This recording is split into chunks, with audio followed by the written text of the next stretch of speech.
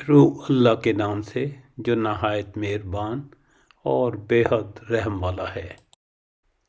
نبی پاک صلی اللہ علیہ وسلم کو چادر میں لپٹنے والے فرما کر خطاب کیا گیا۔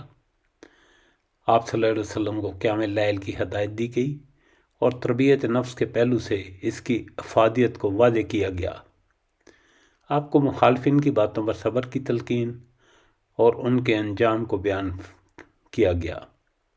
کفار مکہ کو خبردار کیا گیا ہے کہ ہم نے تمہاری طرف رسول بھیجا ہے، جس طرح فرعون کی طرف رسول بھیجا تھا۔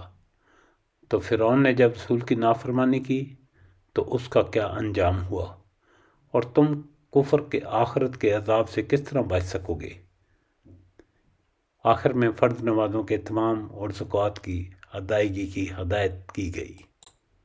اے اوڑھ لپیٹ کر سونے والے، رات کو نماز میں کھڑے رہا کرو، مگر کم، آدھی رات یا اس سے کچھ کم کر لو یا اس سے کچھ زیادہ بڑھا دو، اور قرآن کو خوب ٹھہر ٹھہر کر پڑھو، ہم تم پر ایک بھاری کلام نازل کرنے والے ہیں۔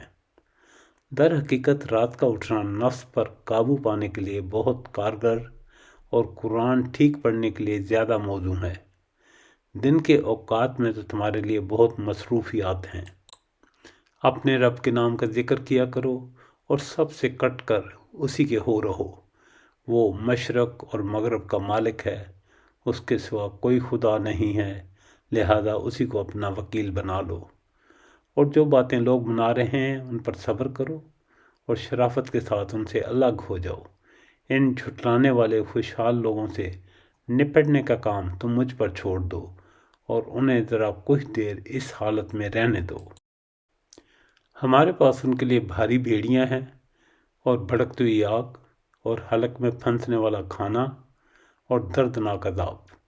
یہ اس دن ہوگا جب زمین اور پہاڑ لرز اٹھیں گے اور پہاڑوں کا حال ایسا ہو جائے گا جیسے ریت کے ڈھیر ہیں جو بکھرے جا رہے ہیں۔ تم لوگوں کے پاس ہم نے اسی طرح ایک رسول تم پر گواہ بنا کر بھیجا ہے، جس طرح ہم نے فرعون کی طرف ایک رسول بھیجا تھا۔